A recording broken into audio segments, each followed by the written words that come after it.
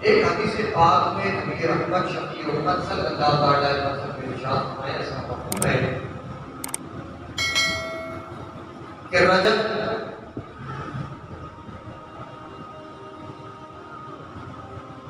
کے بعد شعبان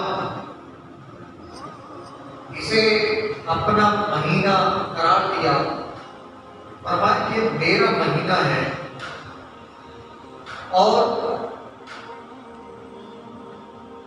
رمضان اللہ کا مہینہ، رجب امت کا مہینہ، یعنی امت کے لیے یہ اتنا بڑا کرم ہے کہ بڑے حرمت والے، خاص بڑی عبادتوں والے، بڑی رحمتوں والے مہینے آتے ہیں جس میں عبادتیں کرنا بہت زیادہ برکت اور فضیلت و اجر و ثواب میں مقرر مہینے ہیں، محترم نہیں ہیں۔ تو حضور علیہ السلام نے تینوں مہینوں کی ترتیب بار ان کی نسبت بیان فرمائی۔ نہ صرف یہ بلکہ حضور علیہ السلام کے پیارے صحابی فرماتے ہیں، حضرت سیدنا انس بن مالک رضی اللہ عنہ، کہ ماہ شعبان کا چاند نظر آتے ہی صحابہ کرام تلاوت کلام مجید کی طرف خوب متوجہ ہو جاتے ہیں، یعنی بہت زیادہ تلاوت کرتے ہیں۔ ماہ شعبان میں زکوٰۃ نکالتے ہیں، ہمارے یہاں پہ لوگ رمضان میں نکالتے ہیں، تو صحابہ کرام کیا کرتے تھے؟ شعبان میں ہی زکوٰۃ نکالنا شروع کر دیا کرتے ہیں۔ ہمارے یہاں بہت سارے لوگ صرف رمضان میں ہی روزے رکھتے ہیں، تلاوت کلام مجید کرتے ہیں، تو صحابہ کرام کیا کرتے تھے؟ شعبان میں ہی کمر باندھ لیا کرتے، مضبوط ہو جاتے ہیں، اور شعبان کے مہینے سے اتنی زیادہ عبادتیں کرتے کہ غربا اور مساکین کا خوب خیرات اور برکت اور ضروریات زندگی کی چیزیں تقسیم فرماتے، اور ماہ رمضان کے روزوں کی تیاری کریں، اس سبب سے یہ ساری عبادتیں زیادہ سے زیادہ کرتے ہیں۔ یہ صحابہ کرام کا رمضان کے احترام میں، اس کے آنے کے استقبال میں تیاریوں کا تجربہ کار تھا۔ حکام یعنی مسلمان حکمران جو ہوتے وہ قیدیوں کو بلاتے تھے، جن پر حد شرعی جاری کرنا ہوتی اس پر حد قائم کرتے، باقیہ میں سے جن کو مناسب ہوتا، جن کے جرائم کی بے مقدار، جن کے جرائم کی قوت کمزور ہوتی، ان کے لیے مزید آسانیاں کرتے، ان کی سزاؤں میں کمی کرتے، تخفیف کرتے، اور جن کی رہائی میں وقت باقی ہوتا انہیں مزید سہولت دی جاتی اور ان کو جلد رہا کرتے۔ تاجر اپنے قرضے ادا کرتے تھے، دوسروں سے قرضے وصول کر کے ان کے معاملات کو جلد از جلد مکمل کر دیا کرتے ہیں، تاکہ ماہ رمضان المبارک میں کسی قسم کی دوسری مجبوریاں، مشکلات اور پریشانیاں نہ ہوں اور عبادتیں کرنے میں آسانیاں موجود ہوں۔ ظاہر ہے کہ رمضان میں سب سے بڑی عبادت کیا ہوتی ہے؟ روزہ رکھنا۔ نماز تو اور مہینوں میں بھی ہے، رمضان میں اس کی برکات، اس کی آیات بڑھ جاتی ہیں، لیکن روزہ رکھنے سے انسان کے جسم میں کچھ کمزوری محسوس ہوتی ہے۔ روزے میں سب سے زیادہ جس بات کو فوقیت دی جاتی ہے وہ یہ ہے کہ کھانے پینے کی ضرورتوں سے رک جانا۔ اگر کہ کھانا پینا جائز ہو، حلال روزی ہو، اس کے باوجود اللہ کے حکم کے مطابق ایک مخصوص ٹائم ٹیبل کے حساب سے کھانے پینے سے رک جاتے ہیں۔ تو اب جب رمضان میں کھانا پینا روک دیتے تو پھر کیا ہوتا ہے؟ تھوڑی بدن میں کمزوری اور سستی پائی جاتی ہے۔ تو ایسے میں عبادت میں سستی نہ ہو، کمزوری نہ ہو، تو ماہ رمضان سے پہلے بہت سارے ایسے کام جو حدت والے، مشکلات والے، محنت والے ہوں، انہیں رمضان سے پہلے کر لیا جاتا اور رمضان میں کم سے کم کاموں کو اپنے ساتھ رکھا جاتا۔ یہاں تک کہ حکم ہے کہ ملازمین کو تخفیف کرو، ملازمین کے کاموں میں ان سے کم کام دو، اجرت زیادہ دو اور جلدی وقت ان کو فارغ کر دیا جائے۔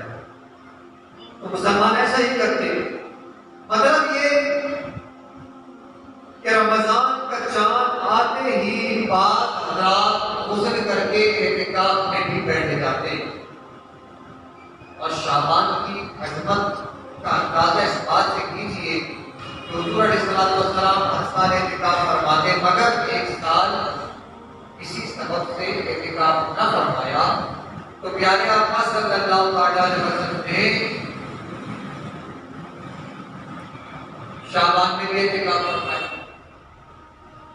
سبحان اللہ۔ پہلے کے مسلمانوں کو عبادت کا کتنا شوق تھا اور آج ہمارا کتنا شوق ہے، ہمیں پتہ ہونا چاہیے۔ یہی وجہ ہے کہ پہلے کے مسلمان عبادتوں میں بڑی برکتیں حاصل کرتے اور ان کو جو روحانیت نصیب ہوتی، قرآن کی تلاوت کی جو حلاوت نصیب ہوتی، آج ہمیں محسوس کر نہیں ہوتا۔ پہلے کے مسلمان جب نماز پڑھتے، قرآن پڑھتے، ذکر و ذکر کرتے، جو بھی عبادتیں کرتے، انہیں اس عبادت کی لذت محسوس ہوتی، لیکن آج ہم سجدے میں بھی ہم دنیاوی معاملات میں مصروف ہوتے ہیں۔ ہم کس طرح آدمی اس بات کو جانتا ہے، ہمارے خیالات کی کیفیت کیا ہوتی ہے۔ تو جب ہماری نمازوں کا یہ حال ہوگا تو پھر ہمیں عبادت کی لذت کیسے ملے گی، روحانیت کیسے ملے گی، ہمیں عبادتوں میں دل کیسے لگے گا اور برکتیں کیسے ملے گی۔ پہلے کے مسلمان جب نماز پڑھتے تو نماز پڑھ کر دعا کرتے اور دعا قبول ہوتی، یعنی بڑی بڑی مشکلات کا حل نکالنے کے لیے کیا کرتے، تازہ وضو کرتے اور 2 رکعت نفل پڑھتے اور اس کے بعد اللہ سے دعا کرتے، اللہ سے مانگتے کہ یا اللہ یہ مشکلات اور یہ پریشانیاں ہیں، یہ ضرورتیں اور یہ مسائل ہیں، پروردگار ان ضرورتوں کو پورا کرنا ہے، مسائل کو حل کرنا۔ کب؟ جب ہم نماز پڑھتے اور نماز کا وسیلہ اللہ کی بارگاہ میں پیش کرتے۔ قرآن نے کہا نا مسلمانوں کو مخاطب کر کے کہ ایمان والوں تمہیں اللہ سے کس طرح مدد لینی ہے، وَاسْتَعِينُوا بِالصَّبْرِ وَالصَّلَاةِ۔ اے ایمان والو اللہ کی بارگاہ میں مدد طلب کرو، اس سے مدد چاہو، استعانت چاہو، کیسے؟ صبر کرو۔ صبر ایک قسم کا نہیں ہوتا، پریشانیوں پر، دکھوں پر، غموں پر، مصیبتوں پر، صبر خواہشات پر، ضروریات پر، کاروبار پر، دنیا کی بے شمار چیزوں پر۔ کہا کہ صبر سے مدد طلب کرو اور نماز سے مدد کرو۔ دراصل یہ صبر اور نماز سے مدد طلب کرنا، اللہ سے مدد کرنا، طلب کرنا، یعنی ایسے کام کرو کہ جب کبھی صحابہ کرام حضور کے پاس آتے، یا رسول اللہ صلی اللہ علیہ وسلم ہمیں یہ پریشانی ہے، یہ دکھ ہے، یہ غم ہے، یہ ضرورت ہے، یہ مشکل ہے، حضور علیہ السلام ان کے لیے دعا فرماتے ہیں، اور اکثر دعا سے پہلے حضور علیہ السلام نماز نبی کا بھی اہتمام فرماتے ہیں۔ پتہ ہی نہیں چلا کہ ہمارے نبی کی سنت ہے کہ مسائل اور ضروریات کے لیے اللہ کی بارگاہ میں جب رجوع کریں تو نماز پڑھیں اور مدد طلب کریں، دعا کریں، انشاءاللہ ہماری ضرورتیں پوری ہوگی، مشکلیں حل ہوگی۔ ہر خطا تو در گزر کر بے کسو مجبور کی، ہو الہی مغفرت کر بے کسو مجبور کی، آمین۔ اچھا دیکھیے ماہ شعبان المعظم میں حضرت سیدنا مولانا مشکل کشا رضی اللہ عنہ سے مروی ہے، سنن ابن ماجہ جلد 2 صفحہ 160 پر حدیث نمبر 1388 ہے۔ فرماتے ہیں کہ رسول اکرم نور مجسم صلی اللہ علیہ وسلم کا فرمان ہے جب 15 شعبان کی رات آئے تو اس میں قیام یعنی عبادت کرو اور دن میں روزہ رکھو۔ بتائیے کون سی حدیث ہے یہ؟ ابن ماجہ کی۔ ابن ماجہ بڑی کتابوں میں شامل ہے۔ بے شک اس حدیث کا اگلا حصہ، بے شک اللہ سبحانہ غروب آفتاب سے آسمان دنیا پر خاص تجلی فرماتا ہے اور ارشاد فرماتا ہے کوئی مجھ سے مغفرت طلب کرنے والا کہ میں اسے بخشوں، ہے کوئی روزی طلب کرنے والا کہ میں اسے روزی دوں، ہے خدا کہ میں اسے عافیت عطا کروں. ہے کوئی ایسا؟ اور یہ اس وقت تک ارشاد فرماتا ہے جب تک فجر طلوع ہو جاتی ہے، یعنی غروب آفتاب سے لے کر طلوع سحر تک اللہ تبارک و تعالیٰ آسمان دنیا پر نزول فرماتا اور ندا دیتا ہے کہ آج اپنی ضروریات کی مشکلات کے بارے میں پیش کر دو اور مجھ سے طلب کرو کہ میں دینے والا ہوں. یہاں تک کہ بخشش اور مغفرت بھی دوں گا، روزی اور رزق بھی دوں گا، اور مشکلات میں عافیت اور سلامتی بھی دوں گا. مانگو آج کی رات. آج کی رات یعنی جسے ہم شب برات بھی کہتے ہیں، جہنم سے آزادی کی رات بھی ہے، کیونکہ اس رات کو اللہ تبارک و تعالیٰ فرشتوں کو اپنے کیے ہوئے فیصلے عطا فرما دیتا ہے کہ اے فرشتوں اب تم گواہ ہو جاؤ کہ آئندہ سال کا جو حساب و کتاب جو معاملہ کو یہ ایسا نہیں ہوتا کہ شعبان المعظم کی 15ویں تاریخ کو اللہ تبارک و تعالیٰ کوئی نیا فیصلہ صادر فرما رہا ہے، کوئی نیا قانون مرتب ہو رہا ہے. جو کچھ اللہ نے تقدیر بنا رکھی ہے فرشتوں کو اس سے آگاہی دی جاتی ہے. یہ جو حکم ہے نا کہ آج کی رات فیصلے ہوتے ہیں، فیصلوں کی رات، دراصل میں جو فیصلے مقرر کر دیے گئے، جو تقدیر بنا دی گئی ہے، فرشتوں کو ان سے آگاہ کیا جاتا ہے کہ اس سال ان کی روزی اور رزق میں یہ معاملات ہوں گے، اور اس سال ان کی زندگی، صحت اور موت کے یہ معاملات ہوں گے. اتنے لوگ پیدا ہوں گے اور اتنے لوگ مریں گے. اے فرشتوں آگاہ ہو جاؤ اور گواہ ہو جاؤ اور اپنی اپنی ذمہ داریاں دے لو. اور اے لوگوں آ جاؤ اور اپنے رب کی بارگاہ میں مانگ لو کہ مانگ لو چشم تر مانگ لو، مانگنے کا مزہ آج ہی رات.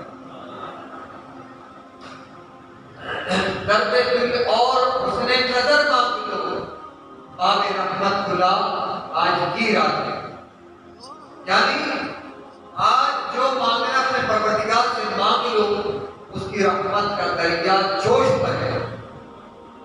ہاں البتہ یہ ہوتا ہے، ایک خاص بات یہ ہوتی ہے، جو مخصوص راتیں ہوتی ہیں، جو مخصوص دن ہوتے ہیں، مخصوص گھڑیاں ہوتی ہیں. اللہ نے تو ہر چیز تقدیر کر دی، یعنی مقرر کر دی ہے. ہمارا ایمان ہے کہ ہم ایمان کس بات پر لائے؟ اچھی اور بری تقدیر پر، جو اللہ کی طرف سے اللہ جس کا خالق اور مالک ہے. اس ایمان کے ساتھ ہمیں 5 وقت کی نماز کا پابند کیا گیا. دن میں 24 گھنٹے ہیں، دن میں 24 گھنٹے 8 پہر کہتے ہیں اس کو، اور ہر 3 گھنٹے میں ایک پہر ہے. ان گھڑیوں میں، ان اوقات میں، ان پہروں میں ہوتا یہ ہے کہ ایک نماز کو اس کے ساتھ وابستہ کر دیا.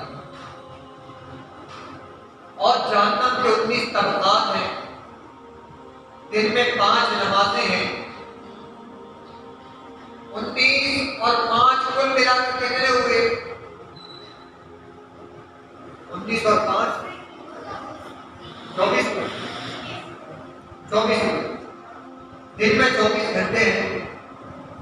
5 نمازیں پڑھے اور جہنم کے 19 طبقات سے 24 گھنٹوں کے اندر آزادی حاصل کر. کتنی بڑی قیمت ہے، کتنا بڑا فضل ہے، کتنا بڑا کرم ہے. تو پتہ یہ چلا کہ یہ جو نمازیں ہیں اگرچہ تقدیر بنا دی گئی ہے، مگر یہ نمازیں پڑھ کر اللہ سے اس کی بارگاہ میں پیش ہو کر رحمت، بخشش، مغفرت، فضل، کرم اور ضروریات مانگی جاتی ہیں. اللہ تبارک و تعالیٰ ان نمازوں کی برکت سے ساری مشکلات پر ساری ضروریات کو پورا کرتا ہے. بات روزوں پر آئے گی تو جیسے ابھی اس حدیث شریف میں روزے کا ذکر کیا گیا، 15ویں دن کے روزے کا، تو 14 تاریخ کا روزہ، 15 کا اور 16 کا तीनों रोजे सुन्नत से साबित है। अक्सर पहली और 30वीं का रोजा और कसरत के साथ आदत के साथ पीर का रोजा, ये सब रोजे बरकत वाले, सुन्नत वाले, रहमत वाले, बख्शिश वाले, करम वाले। और जो खुशनसीब ये चाहता हो कि माह रमजान में रोजे रखना आसान हो, तो उसे चाहिए कि पूरे साल में मुख्तलिफ दिनों में रोजे रखता है, मुख्तलिफ दिनों में कुछ ना कुछ रोजे रखता है। अब अगर सुन्नत के हिसाब से तो हुजूर को ये पसंद है कि पीर का रोजा रखा जाए, इसकी आदत होगी तो हफ्ते भर में एक रोजा आसानी से मिल जाएगा। जुमेरात और जुमे का दिन अल्लाह की बारगाह में बड़ा मुकद्दस है। शबे जुम्मा अल्लाह की खूब रहमतें नाज़िल होती है और पूरा जुम्मा अल्लाह की रहमतें बढ़ जाती हैं, इनकी मिक़दार 70 गुना बढ़ा दी जाती है। जब और ये जो गिनती है ना, गिनती क्या आपको मेरे हिसाब से, वरना अल्लाह ताला तो बेहिसाब अता फरमाने वाला है। जितना खुलूस, जितना दिल का जज्बा साफ और अच्छा होगा, नियत जितनी अच्छी होगी, अजर और सवाब में वैसे ही इजाफा बढ़ता चला जाएगा, इजाफा होता चला जाएगा। फिर उसकी गिनती की कोई जरूरत नहीं पड़ेगी। अल्लाह ताला की मर्जी पर एक नेकी की बात के आगे अल्लाह ताला चाहे तो 100 नेकी दे, 1000 दे, लाख दे, करोड़ दे, बेहिसाब दे, जितनी चाहे दे, कि उसकी मर्जी पर एक नेकी पर जितनी चाहे नेकी अता फरमाए। तो जितना दिल का जज्बा खालिस होगा, जितनी नियत अच्छी होगी, जितना अल्लाह से मोहब्बत खास होगी, नेकी बढ़ती चली जाएगी, अजर बढ़ता चला जाएगा। तो आज की रात, ये जो रातें होती हैं खास, और ये जो दिन होते हैं खास, और ये जो घड़ियां होती हैं जैसे 5 नमाज की घड़ियां में आपकी खिदमत में पेश, ये सब अल्लाह ताला की बारगाह में मखसूस टाइमिंग होती है। जैसे कहते हैं ना कि 24 घंटों में कोई घड़ी ऐसी होती है जिसमें दुआ कबूल हो जाती है, तो 5 घड़ियां तो नमाजों की। इसके अलावा जब जब तिलावत करते हैं कबूलियत की नमाज होती है, तिलावत करें और दुआ कबूल करवा दें। रोजा रखिए, रोजादार की हर दुआ कबूल होती है। भाई कितना खुशनसीब है रोजादार। अब रोजा 12 घंटे का हो, 13 घंटे का हो, 14 घंटे का, 15 घंटे का, ये आपका वक्त के हिसाब से, मौसम के हिसाब से। तो जितने घंटे का रोजा होगा, कबूलियत की घड़ियां उतनी ज्यादा है। ये पक्के टाइमिंग है, इसमें दुआ कबूल होनी ही होनी है। रोजा रखिए, दुआ कबूल करवा दें, बैठ जाए, खूब दुआ मांगते रहना ताला से। यानी चलते फिरते नमाजी दुआ करे, रोजेदार दुआ करे, जब वो रोजे की हालत में हो उसकी दुआएं कबूल हो रही है। और क्या चाहिए अल्लाह की रहमत से, और क्या चाहिए।